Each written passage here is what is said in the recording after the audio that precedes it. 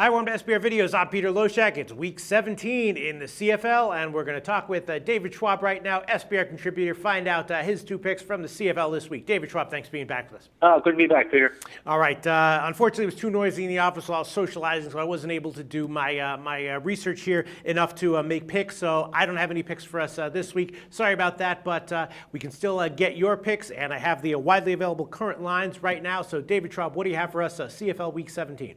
Okay, starting with Montreal and Toronto. Okay. Kind of looked at these two teams. They're starting to come on in the East. I mean, the East was I think 4 or 5 games under 500 as a whole at one point. Now these two teams are coming on. They're chasing Hamilton.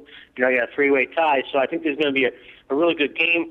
I'm not going to go with a side on this one, although if I would, I think I would take Toronto in the 4 points. But I do think this is going to be a high-scoring affair. I'm looking at I had a total line of 52. I'm not sure what line you had now. Right now I have 51 and a half. 51 and a half. Yeah, came down a little bit, which is actually in my favor. So, kind of looking at just the way these teams have been putting points on the board. Toronto's been putting points on all year. Montreal, a dramatic turnaround. I think over their last 6 games, they have averaged close to 27 points a game. They got a new coach. Jonathan Crompton has kind of got that offense stabilized, so they're putting points up, and Toronto's been putting points up all year long. It's almost 27 points a game. So I kind of think that these guys. I'm not, like I said, I'm not sure. I kind of stayed away from the outright pick in this one, but I do think that they'll both put up enough points to kind of get over that 50.5 point line. Looking at Toronto, I think the total has gone over in 5 of their last 7 home games. So the trends kind of are in their favor as well. So that was my first pick, the over on Montreal and Toronto. Yeah, obviously Toronto's been in the stratosphere recently. You're just wondering how much longer is that going to continue? Just 4 days rest for Montreal, so I'm a little bit worried maybe these teams might be tired. But hey, listen, can't make a good argument against taking a total an over in Toronto games right now. And again, the total right now is 51 and a half. All right, what's your second pick from Week 17 CFL, David?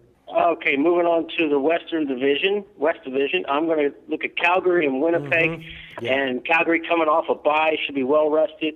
Edmonton's still putting some pressure on them. I mean, Calgary has a pretty comfortable lead, 3-game lead, and to tie up that title. But they still got to win this game. They can't just kind of sleepwalk through this one.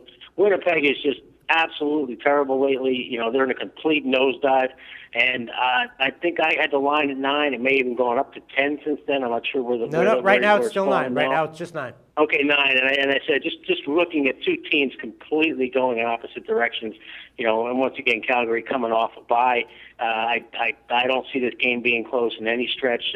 Winnipeg got hammered last week, 41-9 to Edmonton, and they just. Kind of looking at Winnipeg defense, they've given up 30 or more points in 4 of those 6 losses. They lost 6 straight, and they gave up 30 points in 6 of them. While their offense is down to 12.3 points a game over the last 4 outings. So it just everything's going in the wrong direction there, and I just think Calgary's going to come in. They got to win this game. They want to try to lock this division up, get ready for the playoffs, and I don't think Winnipeg's going to be able to hang with them.